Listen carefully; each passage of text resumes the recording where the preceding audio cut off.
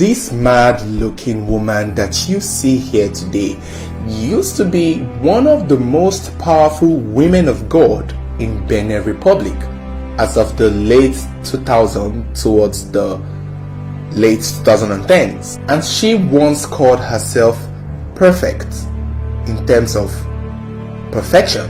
And along with that controversy as it is already, she has one of the most shocking story of how she came to be in this world, and you will not believe what it is. This is the story of Vicentia Tadagbe Shramvokini, a woman who called herself God, with the ability to heal the sick, make the blind walk, and make the lame see. Wait, make the blind see and make the lame walk. Okay, that makes more sense. She found her church called the Very Holy Church of Jesus Christ in 2009 when she was barely 20 years old, after meeting with a Catholic priest by the name of Matthias Vigan, who was an active priest in the Catholic Church in Baname, there where the whole drama unfolded. It is not very clear how she met Matthias, but it was said that she had come to meet Matthias for some sort of exorcism or deliverance, and somewhere within the line of delivering her, she and Matthias sort of had a relationship that developed into a partnership to forming their own church, in which they called the Very Holy Church of Jesus Christ, modeled after the Catholic Church. And it was then that Vicentia decided to crown Matthias a pope. Well, that was how powerful she thought she was. She thought, with her powers, she could actually make anyone a pope. And that was what she did. She ordained Matthias Vigan a pope. She gained so much influence and power and soon gained a massive following. And one of her biggest goals was to hunt the devil and destroy him for good. In the community where her church was located in Baname, it was said the people worshipped some kind of voodoo, python or snakes, and I guess that was where she focused her church because she was trying to stop that practice there. What mostly attracted many people to her church was the fact that she was performing miracles. It was said that people were traveling across the world to come and see her. She even endorsed a presidential candidate, Patrice Talon, who eventually won the election in 2016. And it was said that he did not even say anything regarding her church that was already causing nuisance in the community where it was located. The worst part was that her followers defended her when she said that she was God. A lot of them agreed. A lot of them interpreted it as God was using her. And so it was just really controversial on her part. And part of the reason why she called herself God was because of the miracles she was doing and the fact that she was, endorsing presidents and they were winning. She was praying for people and they were getting healed. And a lot of people were seeing progress in their life because, they were coming to her church. So that kind of got into her head that she decided to call herself perfect and call herself God himself. And if that is not shocking enough, how she came into this world might actually do the job. Now, unlike the rest of us who were carried in our mother's stomach for 9 months and then pushed in a hospital or in a bathtub or in a farm, wherever you were pushed out from, this woman actually said she fell from the sky. This woman said she fell from the sky and landed in a farm where she was found by a Fulani herdsman who, saved her life or took her up, or I don't know what the Fulani herdsman did when he saw her in his farm. But it was from that farm that she got up and walked to find a way to meet Matthias Vigan to convince him that she had just arrived from heaven and they need to start a church that will get rid of the devil in the community.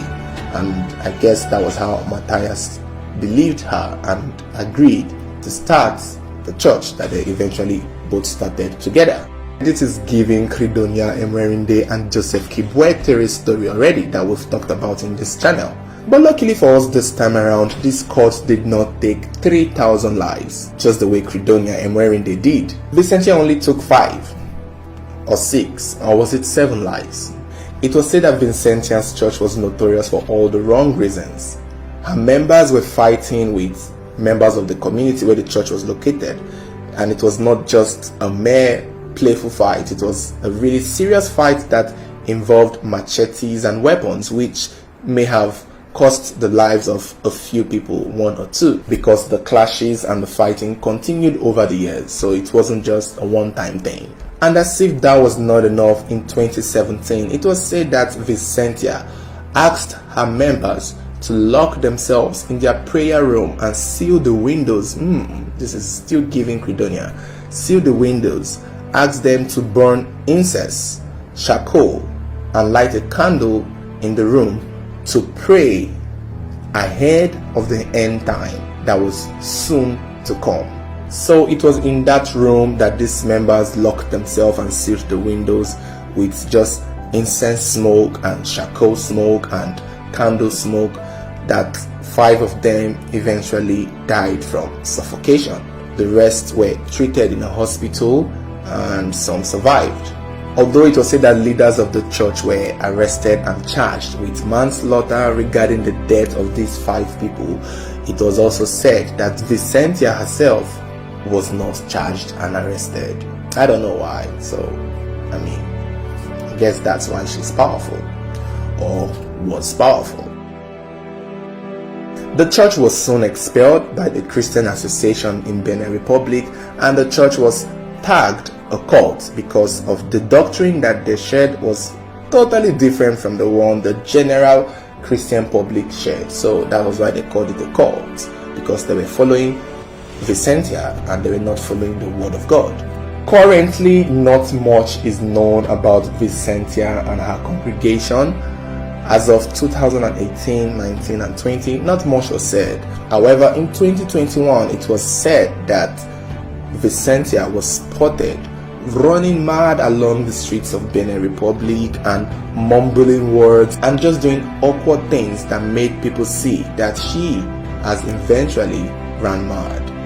And upon further investigation, it was learned that her madness may have started a few years back when members and people began to notice her talking to herself and mumbling words to herself, and eventually she took to the streets. So at this point, it's unclear where her church stands, but people say her church has crumbled and all the members have moved on with their lives. Lucky them, it could have been worse. For Matthias Vigan, nothing is also said about him, except in 2020 it was posted by a Benin Republic website that the Catholic Association has rid him of his priesthood, that is no longer a priest. I think that should have been done at the time he was expelled, but I guess this is a different punishment in addition to that one. So this, according to the internet, is the story of a black woman who called herself God. So what do you guys think about the story? I would like to hear your thoughts on this. Do you think this is a sad ending or a happy ending? Or do you think she was someone who was mentally challenged all along and just needed help? Let me know what you think.